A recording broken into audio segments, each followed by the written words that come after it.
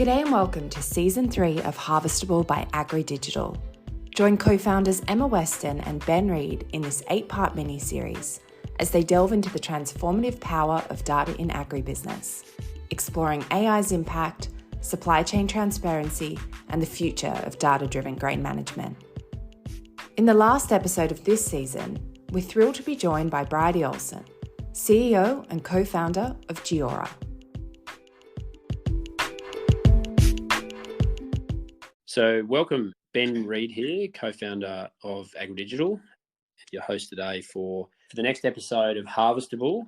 Today, I've got online Bridie Ohlsson, who is the CEO and co-founder of Geora, and we'll be able to get into what Geora is and where it came from and where it's headed, I guess. But it's great to have you on the line, Bridie.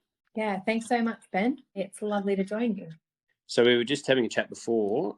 I met you in about mid-2016, so there's been a few sunrises and sunsets since then. So we've had a bit of an association with each other over that time, and naturally, really excited to have you on today to talk a bit about what you've been busily doing since that time. And Bridie did a little bit of a stint for AgriDigital in the early days, and it was around about June 2016 when Bridie joined the AgriDigital team very much in our infancy. I think we'd only had about 2 or 3 employees at that stage. So Bridie's been sort of associated with us as a lead in to today. We always sort of give you an opportunity to give a bit of a story about your background, where you grew up and what sort of brought you to where you are today. So I'm interested to get your background. Thanks, Ben. Yeah. Well, you just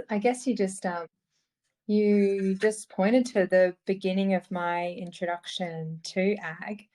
I'm a city girl and went through law school in Sydney and was pretty uninspired, I would say, by what was facing me after law school, and started chatting to people I thought were working on interesting problems and interesting spaces, and ended up in front of Emma Weston, in 2016. And she kind of said, I need someone who can write contracts and build IKEA furniture and help work on what was not even called AgriDigital yet. So that was like my entrance into ag tech and my first, I guess, taste of what's become the most important industry in my life. So I guess, Ben, in a way, you're the start of my entrance into ag tech, and I'm very grateful for it. Yes, well, I'm not sure when you started your law degree whether you thought you'd be where you are today, and I'm sure the old sort of in hindsight, would I have done what I've done? Everyone can ask those questions, I guess. But I'm obviously very passionate about the industry myself, and it does suck you in, which it's obviously done that for you. So, but I'm interested, I guess, Bridie. Why agriculture? I guess what's kept you here? Yeah, I mean, I think there's 2 things mainly. The first one is, I started a law degree because I wanted to do something that felt significant, and understanding like how societies work and the rules that govern them was what drew me to law.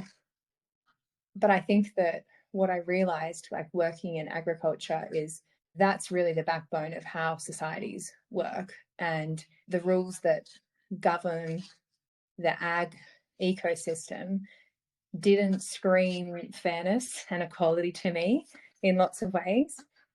I think that, from my very first days at AgriDigital, you kind of realize the hidden world of all of the challenges that are being faced by people who are in the ag ecosystem, and how far away the rest of the world sometimes is from those problems. And obviously there's like so much success that comes with it too, but the realities of payment insecurity and difficulties accessing finance, and the constant pressures to be more efficient, more secure, produce more, solve like the world's biggest problems without necessarily the financing and security around like sale of product and all of those challenges we know are really real. Though that really drew me in and kind of captivated my attention. So I think that was a really big part of it. Was it kind of came full circle and answered the reason why I wanted to study and do what I was starting out to do in the beginning. And the other side of it is, I think it's a space full of people who are really interesting and nice. And I think that's can't be underestimated, how like it's a really enjoyable space to work in, and it's hard and people work hard, but I like the recognition of value where there is really value, and getting to work with people who are really honest and open and looking for a better solution. I'm glad you turned up, Bridie. It's nice to have people that come from the outside, don't have pre-exposed ideas about how things should and shouldn't operate, and I guess that's probably a good opportunity for us to probably then talk about what you're doing now. And I guess I'll let you do the background, because you know it as well as better than I do. But I guess what started Geora, what is Geora, and I'd like to sort of let you sort of tell everyone where it kicked off. Yeah, definitely.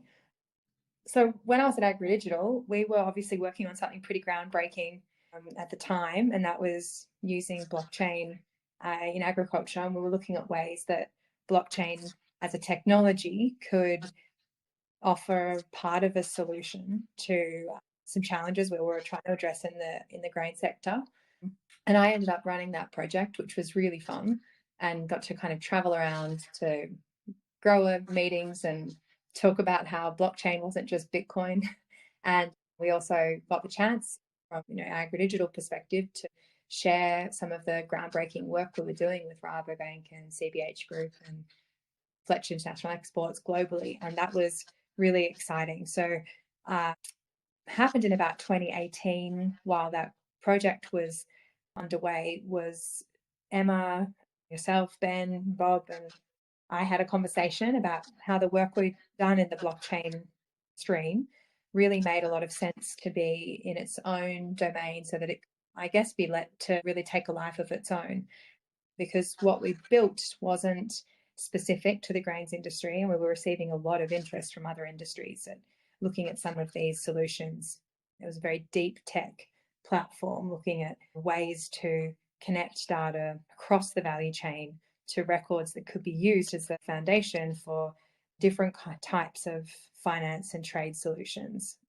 And so that was where Geora came from, which I know you know that story, Ben, inside out. But along the way, we've learnt a lot. One of the main things that we've done is to bring what was a very deep tech product up to the user level. So we now don't just have kind of this really big data engine, but we also have a way to access that in a really user-friendly way. So we've got fantastic partners bringing data in, but we're also serving up different parts of the platform for farmers or for financiers, depending on the product that they're looking at. But it's been a really interesting journey here out of that blockchain work stream.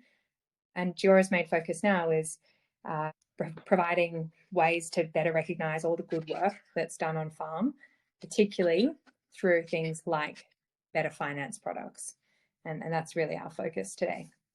Yep, very good. And I guess most people who listen to this will have heard of blockchain. There may be a few that haven't, but I guess the majority of people would have heard of blockchain. And as you called it, probably the Bitcoin revolution, or the digital currency explosion, I guess, that happened a few years ago. And I guess, if for those can you give a layman's description of what blockchain is, and probably how you're utilizing it within within the Geora platform, and I guess what you're how you're leveraging that technology? Yeah, definitely. I think back in 2018 we could have explained what blockchain was in maybe 20 minutes.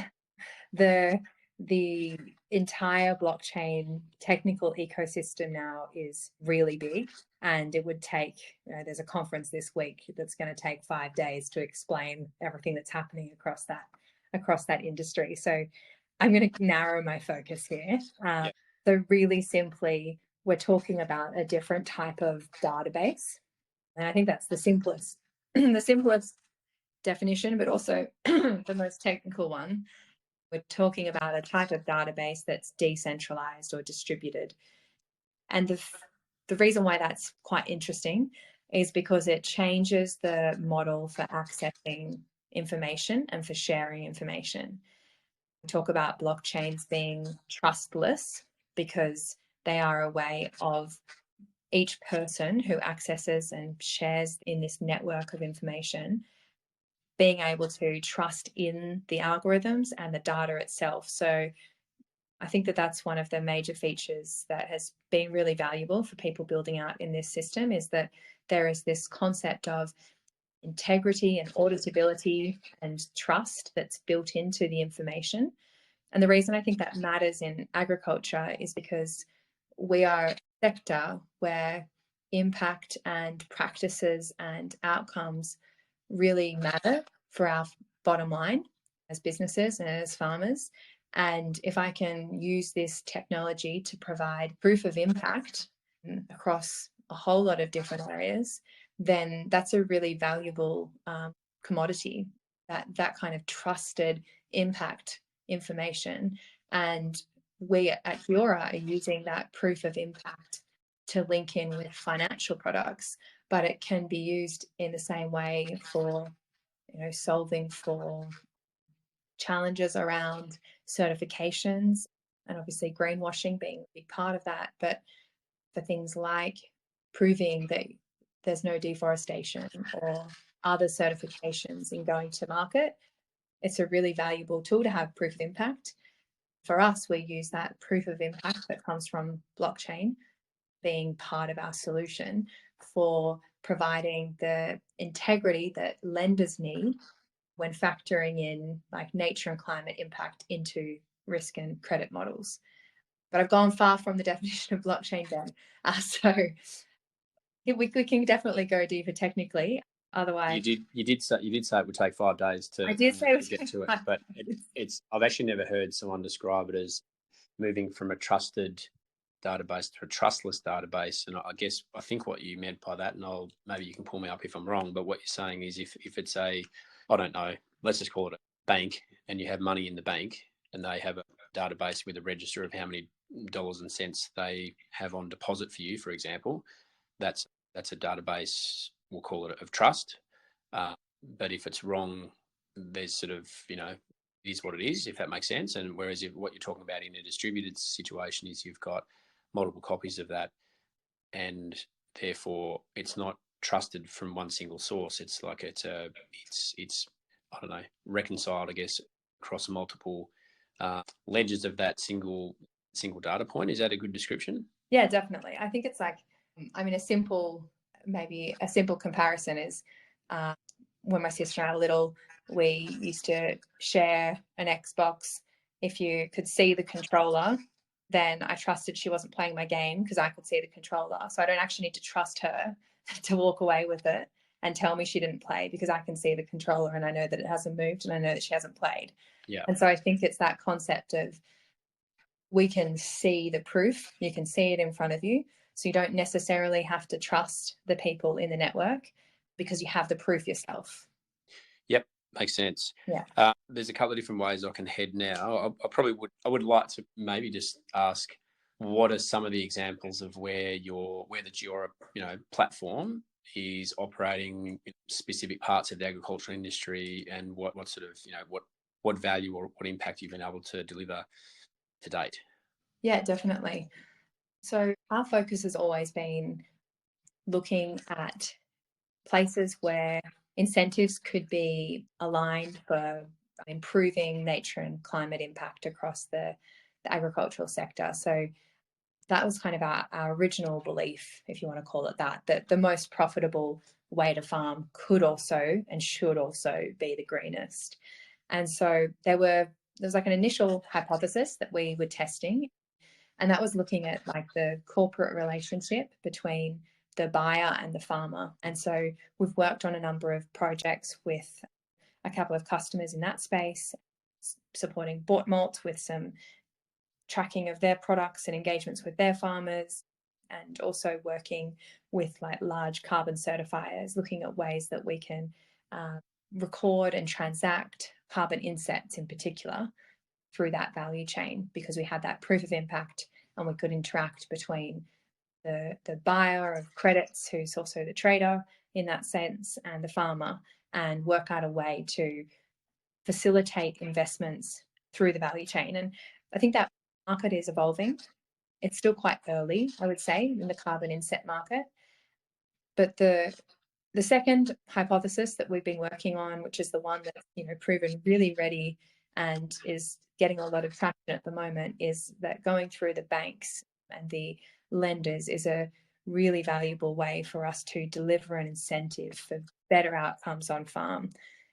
And so we've been working with NAB for the past about 18 months on their AgriGreen loan and working out ways to bring proven impact data from the farm around certain green practices or just like generally better ways of doing things on farm into the bank, so that the farmer can be serviced by a green product which has better lending conditions attached to it, and it helps them invest in their overall improvements in nature and climate outcomes. And we measure that across like 5 different scores. We call it 4+1 because the 4 are relevant for everyone, and the 1 is if you've got animals on farm. So we have soil, climate, biodiversity, and water are our 4 impact metrics, and the +1 is animal welfare. And so using that set of metrics, we're able to understand the practices on farm and how that's impacting their overall nature and climate score, and link that in with lenders so that lenders can not just make risk and credit assessments based off of financials, but also the impact profile, which we think is really, really helpful and is the future way of lending, is factoring in nature and climate impact into risk models. Yep. Well, you said it would take 5 days to potentially talk about what's topical in blockchain and how sort of it's evolving. I think it would take 50 days to cover off the whole carbon space and what's happening there. But I guess if you talk about simple points of interest, I guess, for whether it be a grain farmer or a grain buyer, for example, if there's an ability for if there's incentives for cheaper funds based off certain activities, I guess, within the business, I guess people's ears are going to prick up to that. And it sounds like that's sort of becoming a little bit more sort of commercially orientated now, where that's actually happening, in the market, Bridie. Yeah, definitely. So we've just started opening up this eligibility assessment to any Aussie farmer who wants to create a profile. They can do that for free in Geora at the moment. And we generate those scores and they can decide what they want to do with it. But I think the thing that I think's super important here is for the early moving farmer who's already done the hard work, this model recognizes everything that they've done over the past like 20, 30 years, which I think is in contrast to other sustainability incentive programs, because if you're an early mover and you can't prove out any more additionality, maybe because you've already done the hard work, programs like carbon credits aren't necessarily going to be providing you with the reward for having a really productive and sustainable, or other term instead of sustainable, like what our preference is there, but farm, you've got a good operation and you've done the work for decades. And so I think that using these like nature and climate impact scores, we're able to recognize those farmers who are ahead of the pack and look at their profile and the impact that having a great profile like this has on overall lending conditions. And so I think that, that for those early movers, it's a really exciting opportunity to not just look at additionality as a reward, but look at where you're sitting in a more holistic sense. And then I guess for the farmers who are just starting out here, we do provide like benchmarking tools to understand where their biggest risks might be and suggestions to offset those risks with different mitigation strategies, which come alongside loans that can help to finance the adoption of those green practices. And so we're hoping that this provides a more holistic way of recognizing good farming and of delivering incentives and rewards to those farmers who are simply doing good things on farm. Yep, which makes sense. And I interviewed Andrew from Veritas Ag last week, I think, or might have been the week before. And, he was talking a lot about, Veritas Ag are a corporate farming business in Australia, and they've got, I think, 12 farms scattered from East Coast to West Coast, and he talked a lot about, adding data points from all parts of their operations, knowing that there's going to be value in that in time. And I know that's probably challenging for a lot of, farmers, and it doesn't matter what part of the supply chain you're in, whether you're the farmer or the first buyer or the consumer or the processor, whatever you are, the transport company, capturing data points. Sometimes it's sort of very functional things, so you can actually generate an invoice and get money in your bank account, but there's going to be value around the data that you're talking about for things that are coming at us, and they're coming relatively quickly. They've probably been coming in for a number of years, but you can start to see it ratcheting up from here. And I guess what you're talking about is initially, at least, farmers being more proactive around, as you talked about, getting an impact score, and what they do with that sort of their business from that point forward. But whether they, for those who do start that there can be some incentives that can come pretty quickly here for them in doing that, which is encouraging. So that's good to hear.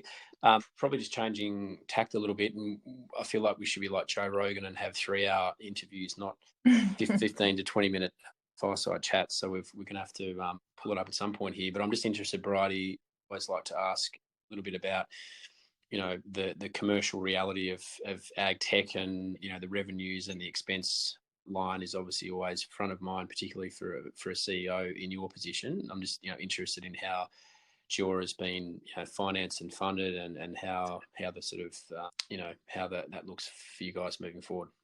Yeah, we've been really lucky to have like an awesome set of supporters who've been financially invested in our future from the inception, with AgriDigital obviously supporting us as a founding product, and they're still one of our shareholders. And so, fundraising realities are full on for founders. You kind of get that sense of things, really moving on the business side, and we're excited about product launches and onboarding more farmers and more banks. And at the same time, you always, as the CEO of a startup, you've got that voice of, okay, but you're raising, and we're not even raising at the moment. That's the reality you're talking about. But yeah, we raised a seed round with Tenacious Ventures as our lead investor. They've been absolutely awesome, and NAB Ventures is also that round, along with Flying Fox. And we obviously do some work with the bank as one of our lenders. We do have others, but yeah, they've been an awesome partner to work with as well. So I guess for us, it's always been like about smart money and really well-aligned investors, whether that's AgriDigital or NAB or Tenacious Ventures and their support. And I think that that's been such a strength that will be our guiding plan forwards when it comes to fundraising. We do have revenue, and I know that that's always the clincher as a startup. You're looking for that perfect product market fit where people are just like bashing down your door, and we're getting some really, really positive signals of that at the moment, because like you said, it's all about, can your data right now unlock a value right now? Because farmers are busy people, and just recording information for recording's sake can be really tiring and can lose the priority that it might need. But when we say, okay, well, put these 10 data points in that about your farm, like fertilizer, cover crops, those kind of things, and we'll link you in with a better interest rate. That's a really strong message. It's a really strong signal from the banks, and a really good motive, because the other side of it is the regulatory burdens that are coming in leaps and bounds. And we know that means that farmers are recording more and more information around what they're doing and what they're not doing, needing to share that. And so I guess I always come back to this idea of our purpose is to make, your data work harder. Sorry for that bad rhyme.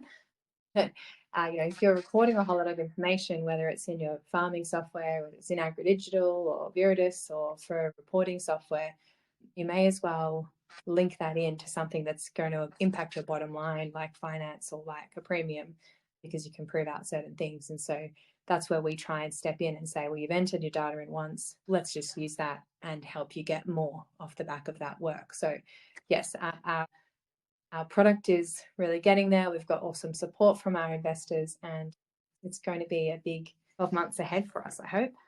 Yes, well, that's right. And without getting too far ahead of ourselves, I guess it sounds like the next 12 months for you is very focused on the impact score. You've heard it first here. If you're interested in this space, Geora, it's Geora. Did I spell that right? No. Geora. Geora, yes.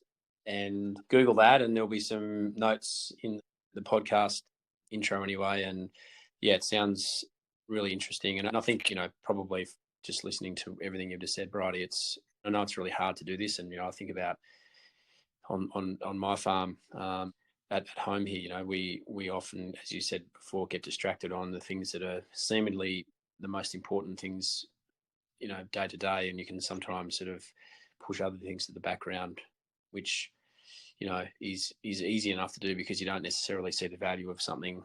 If you don't see the value, you don't do it. And I think that's probably something that's certainly shifting quite quickly. And we're starting to see that with, a lot of auditing and, some, crop sort of sustainability measures that are in place now. And there are certainly premiums for the commodity being paid for that now. So I think that's probably going to be a continuation of that, which is why I think there's a bright future for what you're doing, Bridie. So yeah, glad to have you today, and we wish you well and look forward to continuing the next, whatever it's been, 7 years in, and hopefully in the next 7 years as springboards into, as you say, something that you've got great product market fit for, and you're adding great value for anyone in the industry, I guess, from farm gate through the supply chain. Yeah, thanks, Ben, and thanks for your ongoing support as always. Much appreciated. Thanks, Bridie.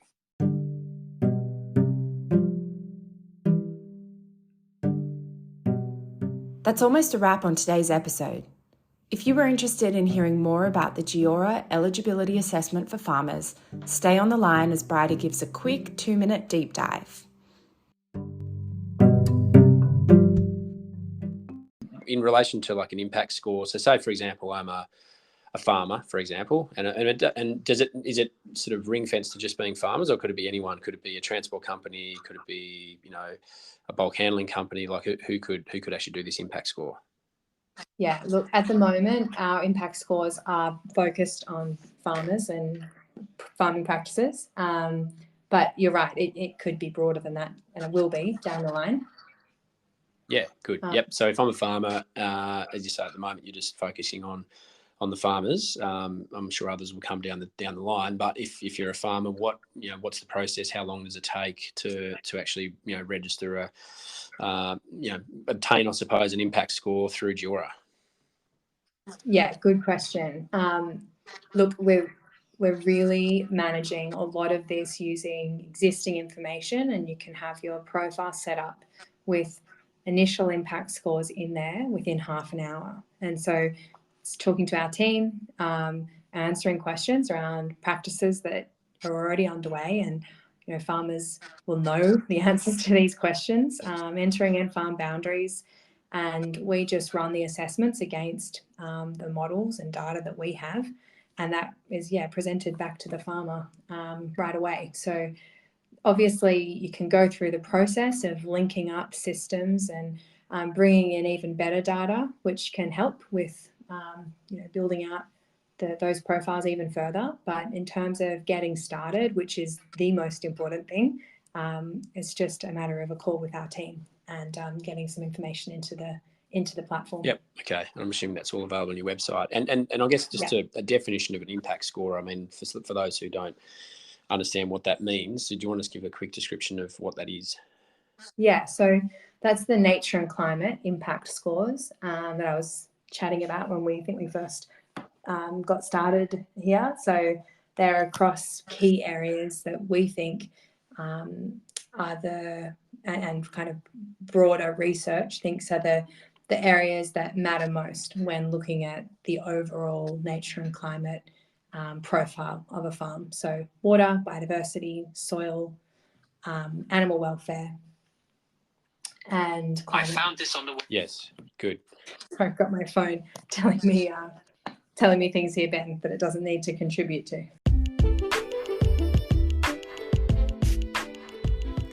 Thank you for tuning in to Harvestable by AgriDigital.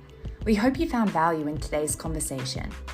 Join us next week as we delve deeper into the world of agribusiness and data.